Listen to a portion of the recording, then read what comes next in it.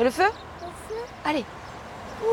Non, justement, aujourd'hui, il n'y a pas le feu, mais un moment complice à la place entre Baptiste et sa maman.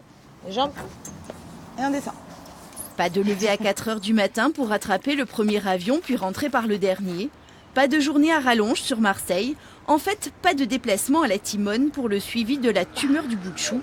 C'est le médecin qui vient et ça change tout.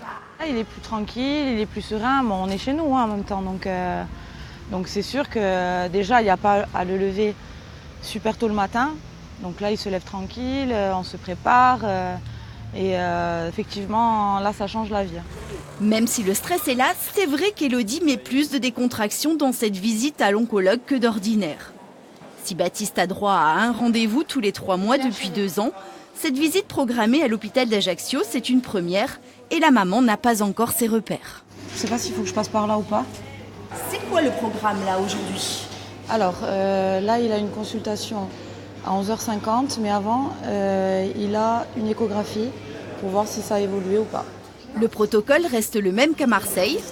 Attention, Sauf que les équipes de radiologie, elles, découvrent un petit garçon qu'elles ne connaissent pas encore et qui les surprend déjà par sa coopération.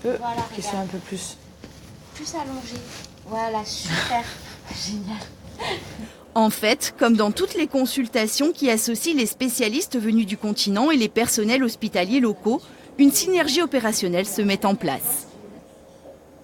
Ça nous permet déjà d'avoir des échanges directs avec les médecins qui les prennent en charge à Marseille.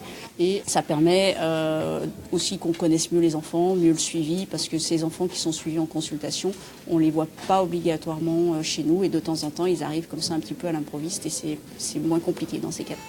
3 étages au-dessus, la représentante de la Ligue contre le cancer accueille les patients du jour.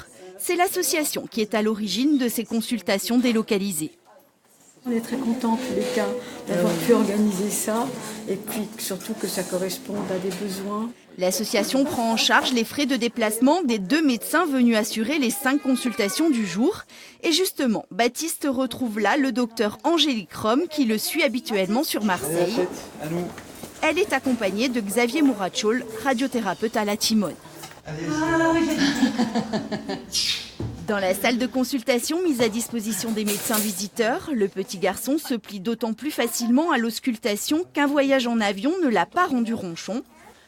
Le rythme de ces consultations, aujourd'hui arrêté à 1 fois tous les 2 mois, les médecins restent libres de les modifier en fonction des besoins. Pour eux aussi, ça change beaucoup de choses. Un lever plus tôt le matin, un retour plus tard le soir, mais un peu plus de fatigue, mais une satisfaction locale d'être ici, avec des petites complications d'ordinateur, mais avec un enthousiasme des parents et des enfants assez impressionnant et gratifiant de venir ici.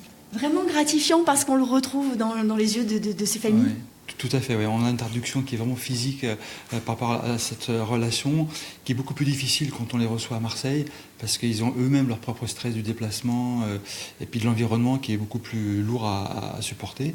Et là, on voit vraiment qu'il y a une décontraction et donc on va simplement, directement aux informations importantes, aux examens cliniques. Tu dis au revoir? Bon, Baptiste finit quand même par en avoir marre. Pour cette visite, sa maman qui travaille en soirée n'a pas eu à poser 2 jours de congé et elle va pouvoir en profiter. Oui, là on va rentrer, on va manger et on va pouvoir continuer la journée tranquillement. Voilà. Au revoir. Baptiste, lui, retrouve finalement un peu d'énergie pour nous saluer.